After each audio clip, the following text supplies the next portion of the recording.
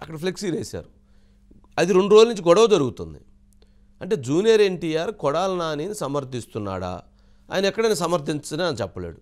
కానీ ఎక్కడ ఆయన ఏం మాట్లాడినా కానీ దానికి ఎక్కడ ఈయన వైపు నుంచి అటువంటి కౌంటర్ రాదు.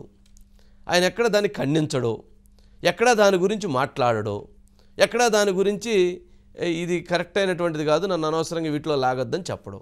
ఇప్పుడు నా ఫోటోలు నా ఫ్లెక్సీలు వేయొద్దు అని కబురు చేస్తే కొడాలి నాని వేస్తారా? వేయరు కదా, వేయరు. మరి ఆయన వేస్తానే ఉన్నాడు కదా. ప్రతి సందర్భంలో ఎన్టీఆర్ చంద్రబాబు నాయుడు గారిని తిట్టే ప్రతి సందర్భంలో కూడా జూనియర్ ఎన్టీఆర్ పేరు తీసుకొస్తున్నాడు కదా. నా పేరు తీసుకురావద్దు, నేను రాజకీయాలకు దూరంగా ఉన్నానని చెబితే ఆయన మాట్లాడతాడా? నా పేరు మీరు ఉచ్చరించొద్దు అన్నప్పుడు మీరు ఉచ్చరించరు కదా. మరి అలాంటప్పుడు అలా చెప్పొచ్చు కదా. ఆయన అలా చెప్పరు. ఆయన అలానే ఆయన ఊరుకోరు. ఈ 2 రోజుల నుంచి జరుగుతున్న వివాదంలో అంటే కొడాలి నాని గారు జూనియర్ ఎన్టీఆర్ గారికి సంబంధించి ఫ్యాన్స్ అసోసియేషన్ బ్యాక్ ఎండ్లో ఆయన పాత్ర ఎక్కువగా ఉండిద్దని అంటారు. ఎవరిది?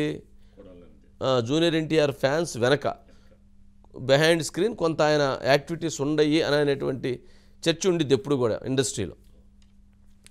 ఆయన ఆ ఫ్యాన్స్ ద్వారా అక్కడ కట్టించేటువంటి ప్రయత్నం, దాన్ని వివాదపరమైనటువంటి అంశం చేసేటువంటి ప్రయత్నం, అక్కడ జరుగుతున్నటువంటి గుడివాడలో జరుగుతున్నటువంటి రాజకీయ యుద్ధానికి, ఇక్కడ జరుగుతున్నటువంటి ఒక యుద్ధానికి ఒక సింక్రనైజ్ చేసేటువంటి ఒక ప్రయత్నానికి ఒక వ్యూహం ఏమైనా జరిగిందా, అలాంటి వ్యూహాలు ఏమైనా ఉన్నాయా దీని వెనక అన్నటువంటి అభిప్రాయాలు కూడా ఉన్నాయి.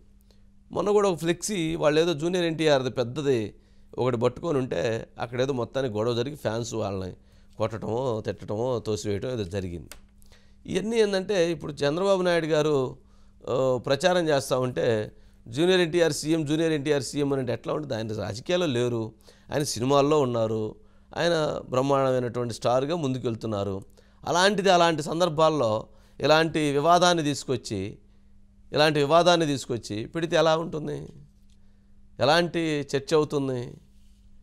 ఇది కాంట్రవర్సీస్ అంశాలు.